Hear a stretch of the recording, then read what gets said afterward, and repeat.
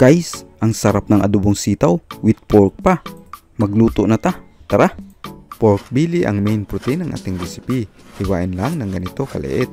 Ang sibuyas naman, balatan lang at hiwain ng maliliit na piraso. Pati itong bawang, hiwain lang natin ng maliliit na piraso. Itong karne ng baboy, pakupsan muna natin hanggang mag-render ito ng kanyang sariling mantika. Haluin lang paminsan-minsan hanggang mag-golden brown ang karne. Pag nag-release na ito ng mantika, itulak ng konti sa kabilang side.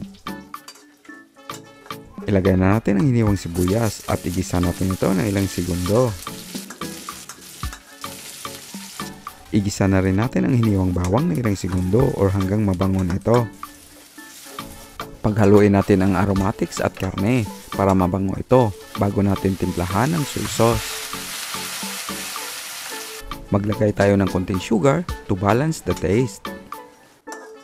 Haluin lang ulit para ma-distribute ng maayos ang panimpla bago lagyan ng tubig. Takpan lang at i-simmer for about 20 minutes sa katamtamang apoy. Habang pinapalambot ang karne, ay hiwain na natin ang sitaw.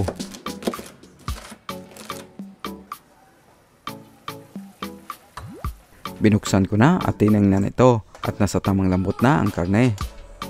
Kaya lagyan na natin ng vinegar. Huwag agad haluin, hayaan lang kumulo ng 2 minuto bago ilagay ang sitaw.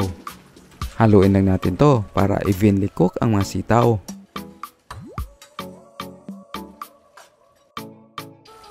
Timplahan ng salt at ground black pepper to taste.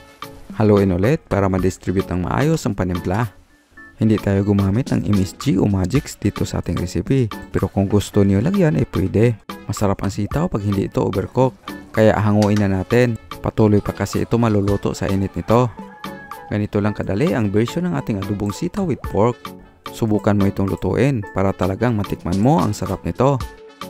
Serve and enjoy!